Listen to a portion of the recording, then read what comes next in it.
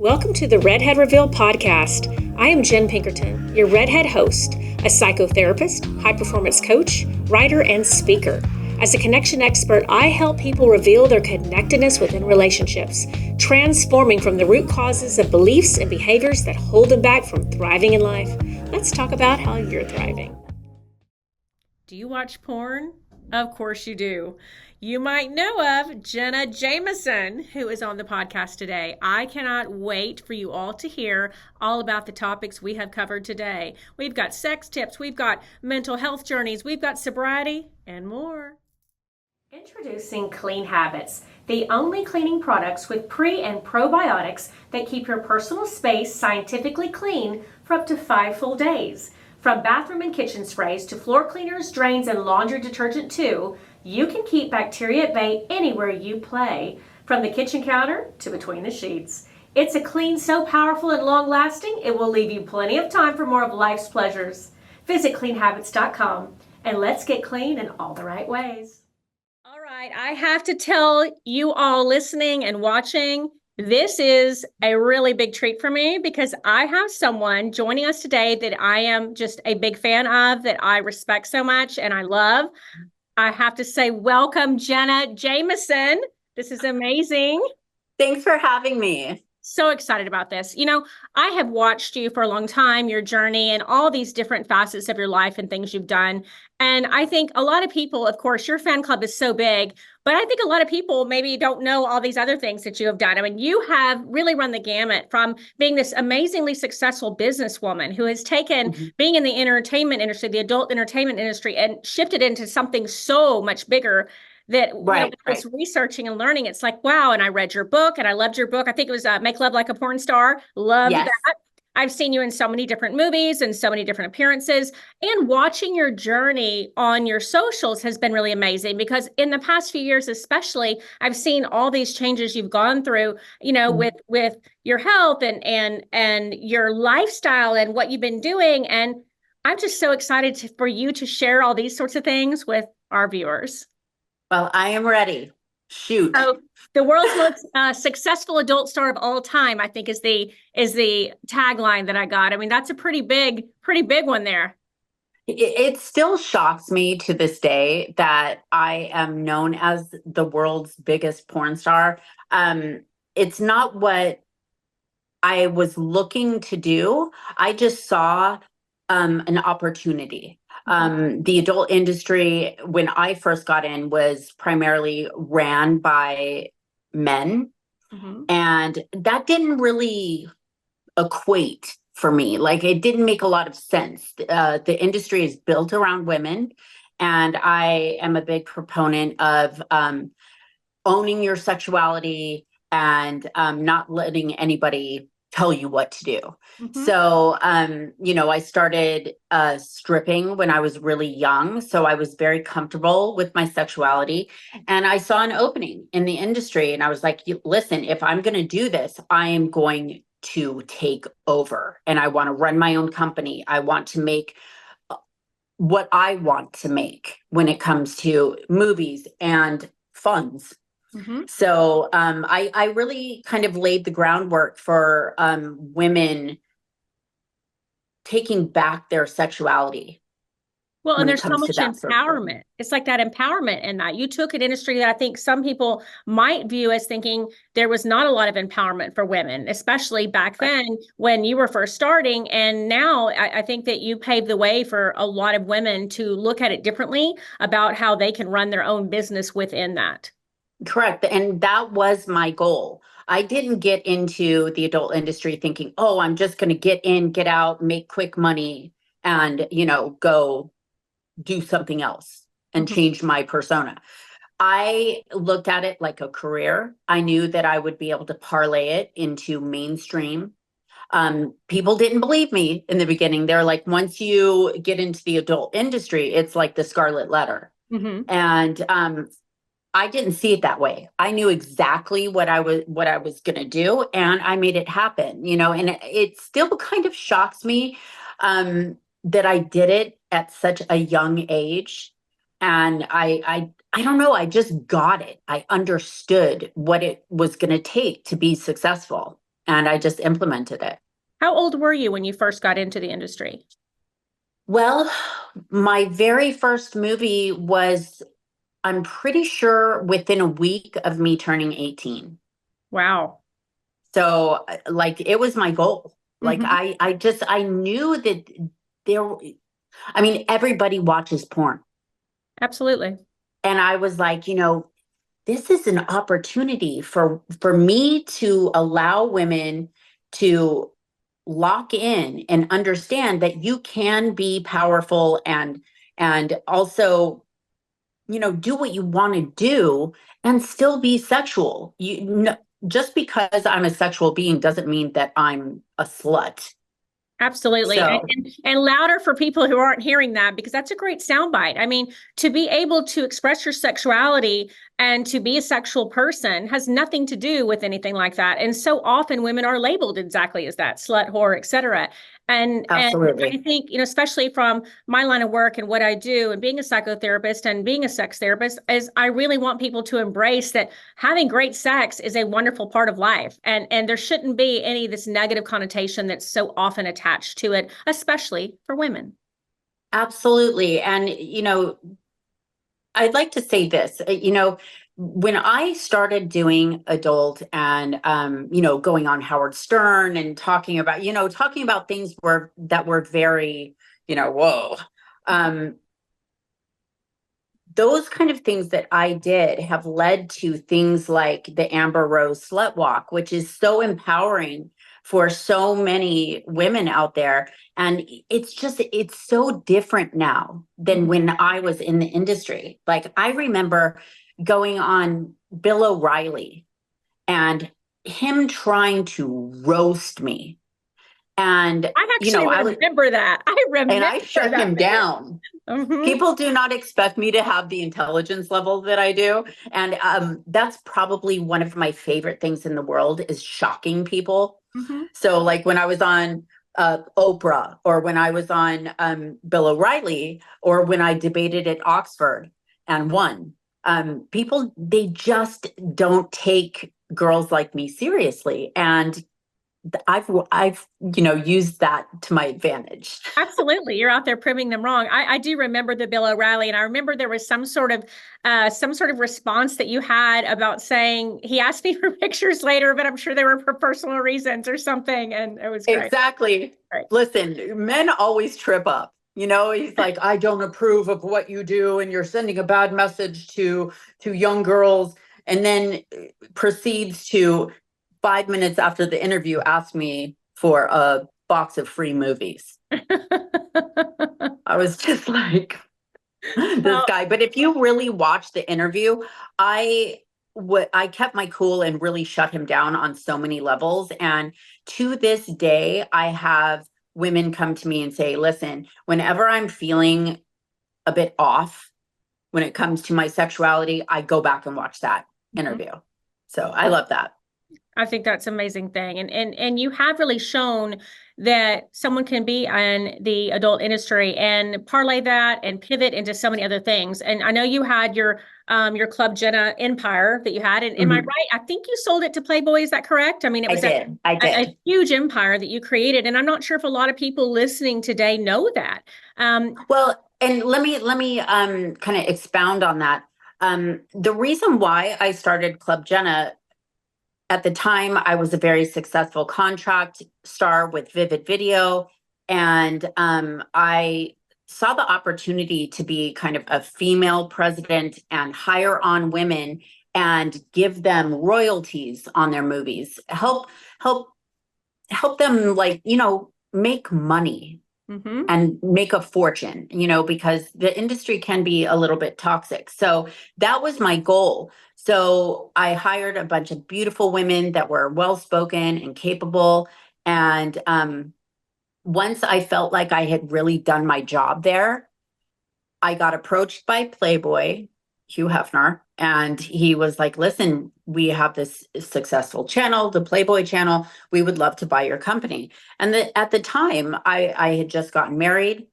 And I was like, I'm ready to be done. Mhm. And he offered me a lot of money, girl. I So I bet. was like, I I bet was he like, okay, did. I'm out. I'm out. So I went ahead and sold, and I never really put my foot back into the industry ever again because I felt like I did what I needed to do. You had accomplished your goal in that. Yeah, exactly. But here we are now, and you are still have such a high level of notoriety and success, and you're such a high profile figure in, I think, in general, but also anyone that's in that at all industry or world. You know, you have a very specific, namesake and reputation. And Yes. how do you handle that? How do you manage that level of fame even now? Well, I'm going to be 100 with you. It still kind of makes me a bit uncomfortable. Contrary to popular belief, I'm an introvert. I have to really force myself out of my comfort zone to do the things that I do, like make appearances and meet everybody and sign certain pictures and stuff like that. So, um, for me, I kind of have two different people living inside me. I Mm-hmm. have the shy, sweet, kind, normal Jenna Mazzoli. That's my Mm-hmm. real name. Yes. And then there's Jenna Jameson, who is hard hitting, owns her sexuality, bosses up, and speaks with balls. And I juggle between those. I think it's my healthy way of not,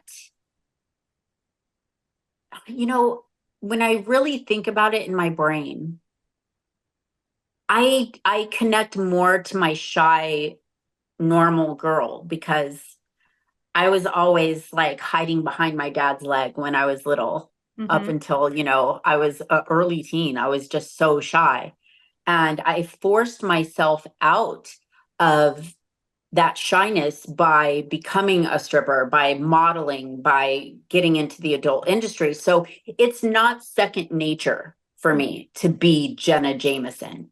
So the only time I really have that hat on is when I go and do signings or make public appearances. The rest of the time, I'm wearing sweats and I'm eating Haagen-Dazs. Well, we all have parts, we have parts to our Right. psyche and how we show up. And it depends on our environments of whether we're going to be our true self or whether one of those parts is kind of in charge. And that makes complete sense. That's, yeah. So Yeah, that's I me. also, as I've watched you, I've seen you go on this wellness journey too. I know you had some health situation at one time, and I Yes. watched you be so focused on your wellness, journey and your mental health journey. And Yes. as a psychotherapist, that is something that I was applauding you, as I'm sure many of your fans were, thinking, "Wow, this is amazing." I would love for you Thank to you. kind of share what you're comfortable with on that for us, Okay. because I think it's really great. Yeah, I'm to a point now through this health journey where I'm able to talk about it. It I'm so used to being capable physically. I've Mhm. always been very strong. So, um now that I've really gone through the hospital, the therapy, all the things, all the components, I am starting to realize that this really was psychosomatic. Mhm. Um, I have a way of compartmentalizing. And when I'm in pain or my past traumas, abuse when I was a child, I stuffed those into boxes for so long. I think finally my brain shut down.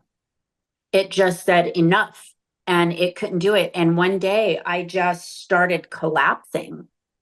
And I was like, oh my gosh, what could this be? This makes no sense. I'm perfectly healthy. So ended up going to the hospital, and I spent 9 months in the hospital learning to walk again and having spinal taps, MRIs, one thing after another. And they could not find anything. At first, they told me, oh, we think it's Guillain-Barré. Mhm. And that set me back 100 more steps because that's a death sentence most of the Sure. time.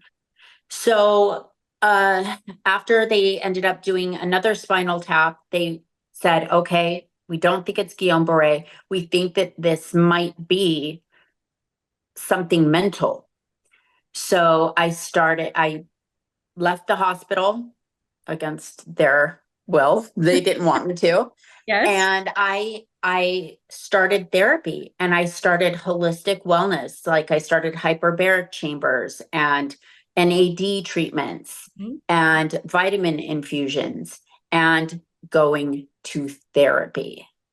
I know, and listen, I love you and I love what you do, but I've had such an aversion Mhm. It's to scary. therapy. Yeah. It's really scary, partially because whenever I have done it, I start explaining what's happened in my life, and the therapist looks at me like shock. You Mhm. know, when a therapist looks at you shocked, you've had a wild life. So I always just kind of had trouble finding the right therapist, I think. And as of the past like 9 months, I found my person. And it's just like, I don't know, I feel for the first time in a really long time at ease. Because for so long, I always felt like chaos. Mhm. And now that I'm able to just kind of like sort through everything, I'm like, okay, I can do this And that's all and I about your can do nerve. it healthy. Yeah, that's about your Right. nervous system actually for the first time, probably not being offline. For you learning how to really deal with the things that have hurt you and to process feelings and Right. so many times autoimmune disorders and other types of sickness and illness are truly related to being stuck in our body because our body keeps the score and we hold all that trauma. And until it's dealt with, it can make us truly sick. And I just It so proud definitely of you did for for me. doing that, for making that dive into saying, you know what, I'm gonna just like you took the empowerment in your business and everything you've done in the adult entertainment industry, I'm gonna take the power in my own life and my wellness journey and my mental Right. health journey. I mean, you did that exact thing. And I will tell you this, that it was really hard for me. I'm going to be vulnerable here to come to terms with the fact that it was my brain, Mhm. because I've always prided myself on being like intelligent and strong and just able to cope with everything. Mhm. And for my brain to break down on me, I was just like I didn't know how to handle it. And it really took my therapist working through these things with me and letting me know, like, you're human, you're allowed to have these kind of emotions. And you couldn't have gone on much longer, Jenna. That's what she was like, thank God you made it out. Because Exactly. yeah, I mean, I feel incredibly lucky. I also am surrounded by fantastic friends, and I'm living the single life for the first time in a long time. And I think that's really helped my mental health too, because that's something that I've always fallen back on, is I always have a partner. And I couldn't figure out how to live life without someone else, without someone like reassuring me all the time. So now being single, going to therapy, working hard, uh, this health journey is happening. And it just makes me feel so positive for the first time in a really long time. That's so wonderful to hear. And as I hear you saying this, it's kind of like you had these coping skills. You had this high level of resiliency based on all your trauma, all your life experiences, but eventually that breaks. I mean, we can only cope for so long until it bubbles up and we have no Yeah. other choice other than to be broken or to say, no, we're going to figure this shit out. And Yeah, you or figured or that be shit out. broken and then figure it out. That's Like true. I had a full Hmm. full breakdown. I mean, I don't think it was mental. It was just like my everything just came apart. Like my body gave up, my brain shut down. I went through full amnesia. Like I forgot where I was born. I forgot like my address, phone, like things Right. It's that disassociation. yeah, I full on disassociated from life. And my body shut down, and I didn't know how to navigate my way out of it. But it really is about facing it and facing it softly and not judging yourself, because automatically I was like, God, Jenna, you're so weak.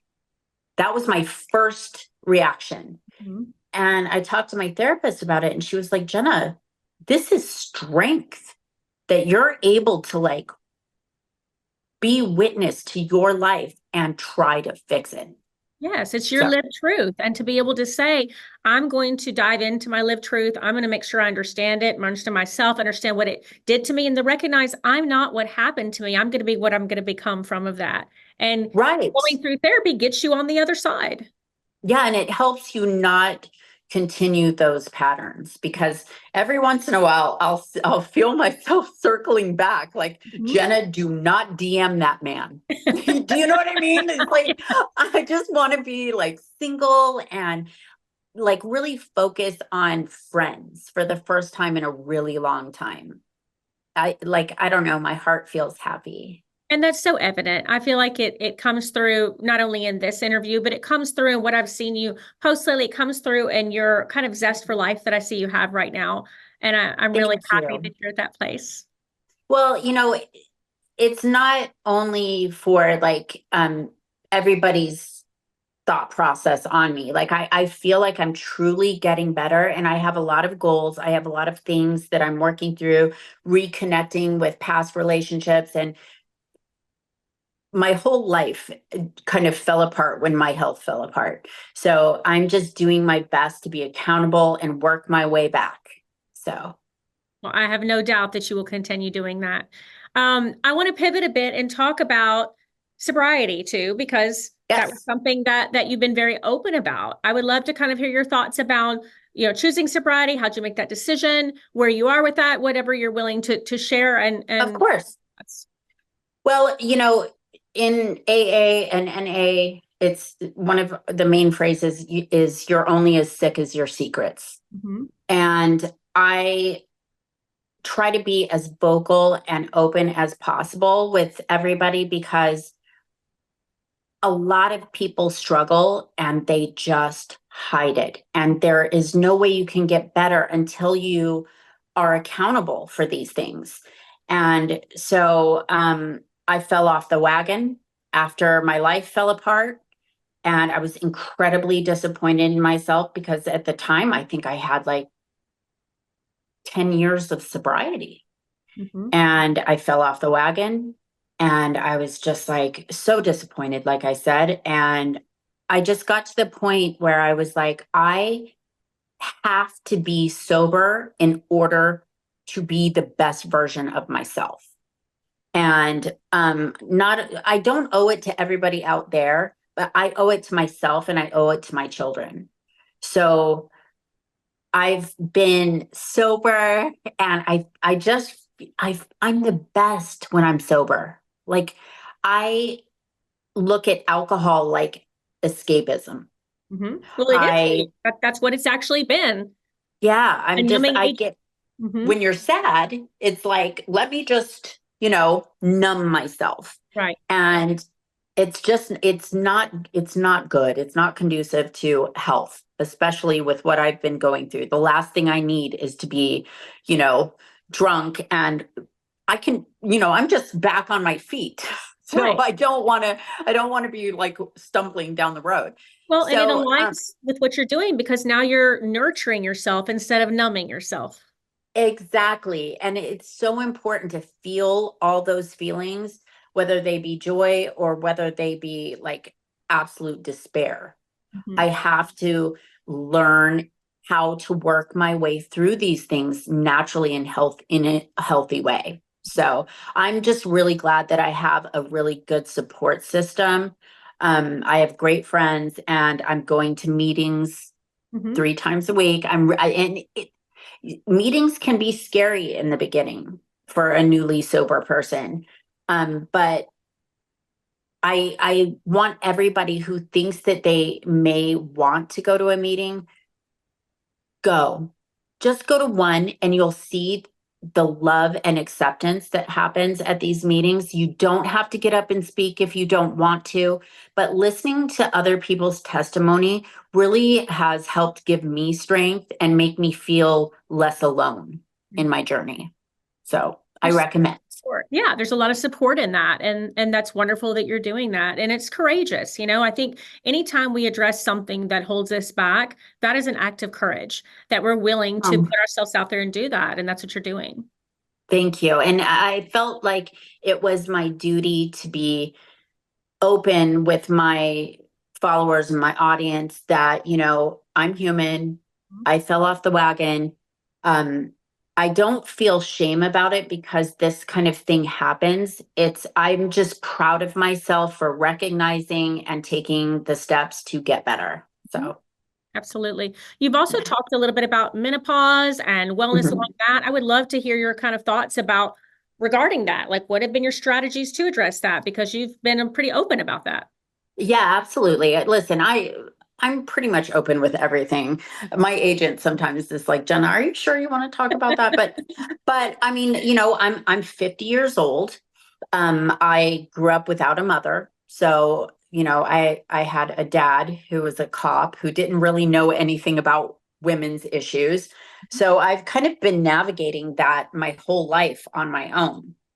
So, I was like, I've always been very regular when it comes to my cycle. And, I started feeling hot flashes. And I was like, what's going on? What is this? Why am I like, sweating? And I'm like, this makes no sense. And I kind of put two and two together. I was like, could this be menopause? Is this possible? Is this when it comes? So I started doing research and I was like, wow, it might be time. Even though I was still getting my cycle, I was getting hot flashes and was a little cranky.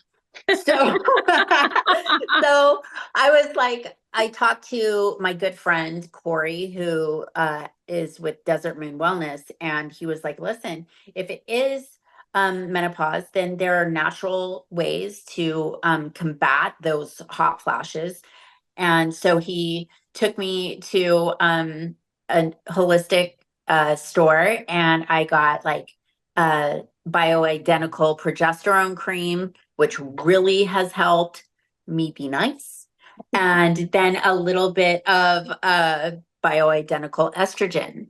And it has wiped out the hot flashes. And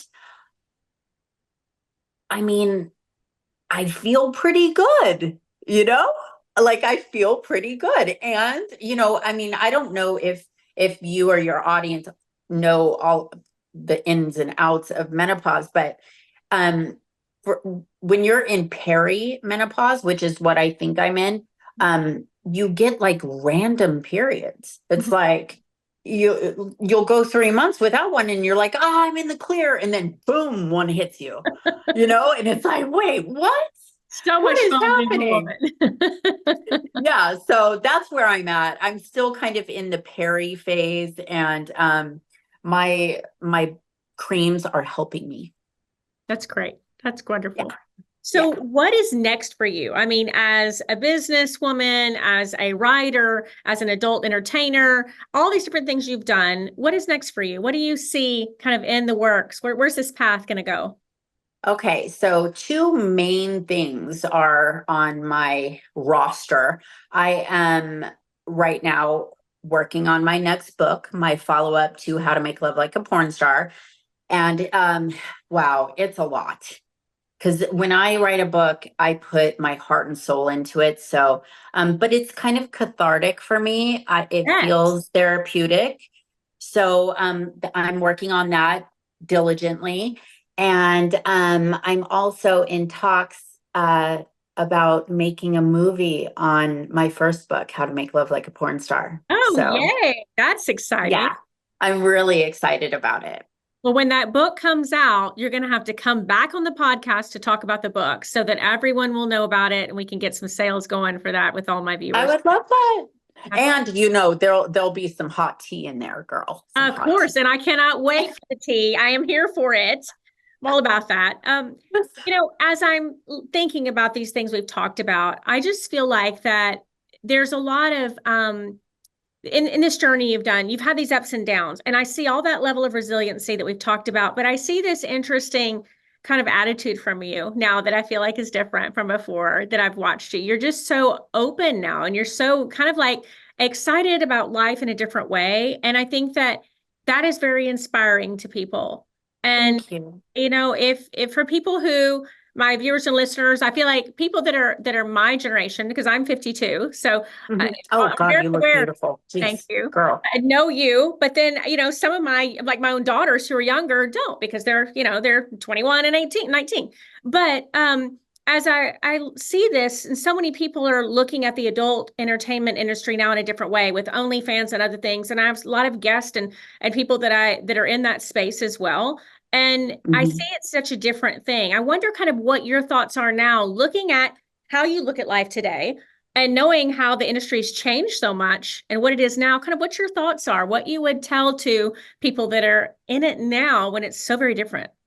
Well, it is very different. It's a different planet. I'm not really in that world anymore, but I will tell you this, that I love that there are now these platforms for women to run their whole deal. Mm-hmm. They don't have to option it out to other companies. They're getting all the money. I love that.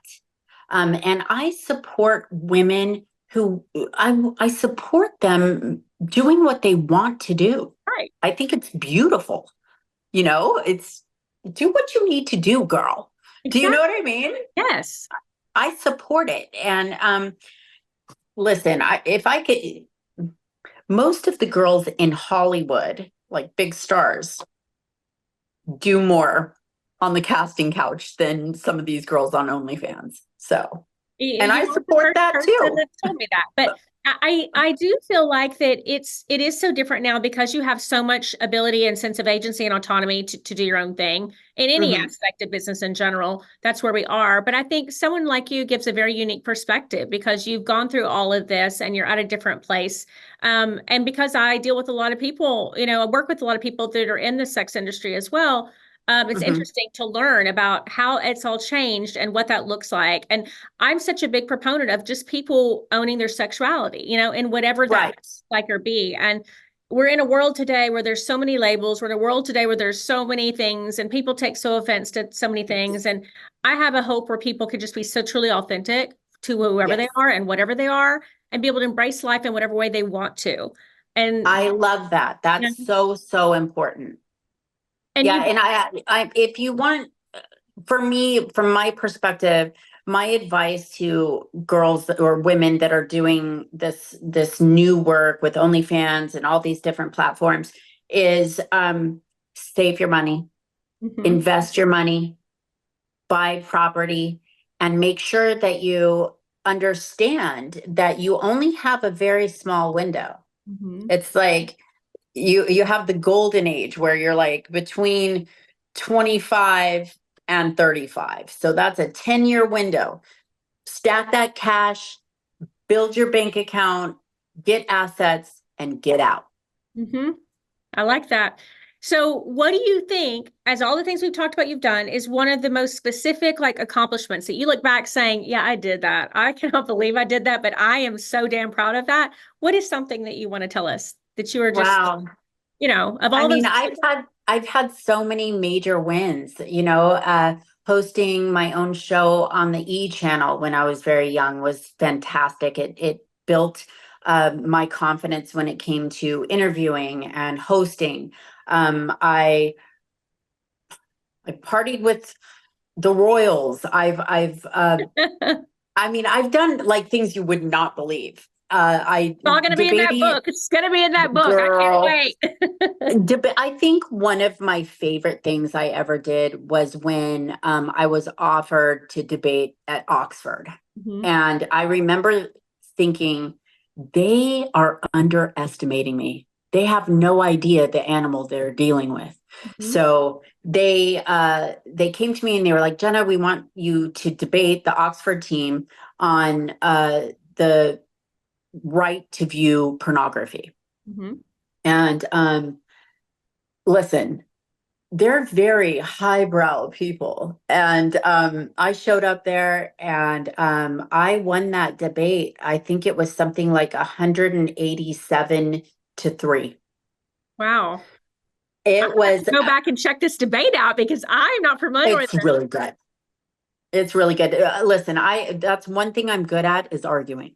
So, so like, I just remember thinking to myself, like, this is like a major step forward for not only my industry, but me mentally. Like I felt so incredibly capable after that. Like I can hold my own. And, I was fairly young at the time when I did it. And it was just really fantastic. And afterwards, all the kids, I call them kids because I mean they're college kids, um, came up after at the big dinner and were like, Jenna, we just love you. Like this, you made our year, so there was no judgment, and it was a beautiful thing. And on So that same token, I don't really feel like I can even say that I have a lot of regrets in life because I feel like everything we do shapes us. But is there yeah. anything you regret in life? Hmm. Okay, right off the bat, I was going to make a joke, but I shouldn't do that. You can make a joke. I Go was going to ahead. say dating men. Okay, well, there you go. But up, up. I love you men out there, but I'm in my lesbian era. Yeah, no, my dad always taught me that, there you should never regret things, because like you said, it builds your character and it makes you be able to handle things the Mhm. correct way later. Um, yeah, I don't really have a lot of regrets. I feel like I've navigated well, and my mistakes, even if they were detrimental to me, I think that there were people out there watching me and they learned from my mistakes. Mhm. So I like that thought process. So Absolutely. So yeah. in your daily life now, is there anything specific that you're doing in a routine, any sort of strategy that you're doing to stay consistent with your mental health journey, to stay consistent with your sobriety and where you're going to be? Is there something you can, leave with us, impart with us that you feel like works for you, that you do on a daily basis, maybe part of your routine? Well, I stay very regimented. Sobriety, it's about being exact with what you're doing. So I try to wake up very early. I jump right into the hyperbaric chamber, start my day, do all my work, my emails, returning all my emails and stuff. And then I get dressed and I go to the gym. Even if I don't want to go to the gym, I I'll go and just ride the bike for an hour. Mhm. So it's like and then from there, I go to a meeting straight from the gym. I'm sorry, guys, I'm sweaty. All my meeting friends. But then I get done with my meeting. I come home. I make a meal. I like making home cooked meals because I feel like I'm a chef. And then I just kind of relax and I go over things. I write in my journal, and then I go to bed early and I read book. I'm a avid reader. So I don't watch a huge amount of TV. I just like the noise of the TV. That's my neurodivergence. And I just read and then I start it all over again. Yeah. So right now I'm really hyper focused on just staying in a really healthy routine.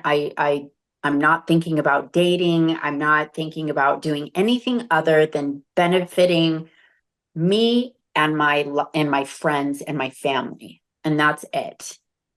And I see such a maturity out of everything you're saying too, that you're at Well, that. I'm an old girl. I think it's wonderful. Now Thank you. I can't have somebody like you with this amazing title, the world most successful, adult entertainment star of all time, without asking a sex question. I mean, we can't end Oh, with it. let's go. Let's So go. I'm going to have to say, what are maybe three sex tips, thoughts, however you want to phrase it, that you want to give us? Because I mean, I'm going to not be doing some people some fans justice if I don't ask something along that Oh my gosh. category. Don't judge me because I have my own thought process on sex. So my number one thing when it comes to giving, can I be frank? Absolutely can. Okay. When giving a blowjob, drink lots of water the day before and so you're nice and hydrated because spit is the best lube. Okay. Well, I mean, that's I'm not a big fan if I've of ever heard one here. It's the best because when it also with sex, it's like I never use like lubricants that you buy at the store because for some reason it throws everything off, the pH, everything. So saliva works the best. Okay. FYI. That's a good one. That's a good tip for sure. For sure. Okay. What other tips would you like? Anything else? See. Or even just your thoughts about sex in general. Anything you want to leave us. I just have to stay somewhat in that category for a moment, or I know I'm going to have some viewers and fans that are going to say, I can't believe you didn't ask her anything like that. Right. I got to do it. Yeah. I think everybody is so incredibly different when it comes to their preferences sexually. I like the idea of not being ashamed of what you're feeling inside your head and to act on those things. I think as women, a lot of the times we start to feel a little bit of shame and we're like, oh, I fantasize about this, but I don't really want to tell my partner. Tell them. It's good. Your partner wants to hear what makes you come. It's as simple as that. There's not a huge amount of judgment when you're in bed together. So a lot of the times I'll shock my partner. Like, wait, you want me to do what? But I like that because if we're authentic and we're actually sharing with somebody what our yucks and yums are, we're going to have a healthier sex life. I mean, everybody is different, like you're saying, and it's crucial to be able to have that because I always say, if you cannot talk about sex, then why are you having it? Exactly. And there's something so incredibly intimate about telling my partner. Like, I don't know, like I get off on that, like being able to say like, this is what I want in order for me to come and to see like their reaction to me is like foreplay. Yes. So yeah. And, for me, it's like about taking things nice and slow. I think a lot of men out there are like in a rush to make it happen, but the slower, the better, like the lead up to actual intercourse is the most important for us women, I think. Yeah, foreplay and anticipation and having a sexually charged atmosphere. Those are all things that are really big game changers when it comes to sex. Absolutely. And don't be afraid of toys and all those kind of things like that kind of stuff. Spicing up your sex life is incredibly important because I think it can get really kind of monotone after, a few years together. You're like, oh my God, this position again, But yeah, it's about trying new things and exploring together. There's something incredibly intimate about, finding new fun ways of having orgasms. I love it. We're going to leave it on that note because that's pretty amazing. I have loved this. I really feel like your energy is so great. And this has been such a pleasure for me to have you on. And I know that my viewers and listeners are going to really love this. Thank you so much. You are absolutely wonderful. And I hope for a part 2. Oh, we're going to have a part 2. We're going to have this book come out and you're going to come back and spill the tea right here. All right, girl. It's a date. That's right. Thank you so much, Jenna. It was great. Bye, guys.